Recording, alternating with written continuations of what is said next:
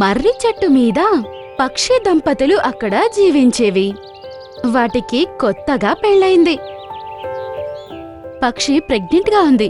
ఇద్దరూ చాలా సంతోషంగా జీవించేవారు. అదే చెట్టు మీద ఒక గద్ద ఉండేది. దాని యొక్క ఒక రెక్క బానే ఉంది, ఇంకో రెక్క పాపం ఏమో పాడైపోయింది. ఎలా ఉన్నావు పక్షిరాణి? ఎక్కడికైనా బయటికెళ్తున్నారా ఇద్దరు?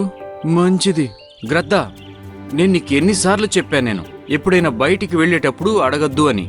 అలా అడిగితే వెళ్ళిన పని అవ్వదు.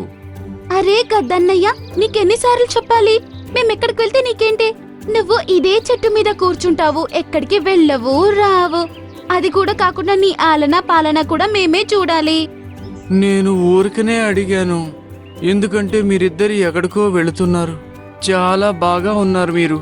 భగవంతుడు ఎంతో మంచి జంటని చేశాడు. హా, మంచిది, కానీ ఎప్పటికీ మీకు జోడి దొరకదు, ఎందుకంటే మీకు ఒక రెక్కే లేదు. పక్షులు రెండు గద్దతో పాపం ఇలాగే రోజు మాట్లాడేవి. ఆ చెట్టు మీద వేరే ఎవ్వరూ లేని కారణం వల్ల అవి రెండే ఏవైనా తినడానికి గద్దకి ఇవ్వాల్సొస్తుంది.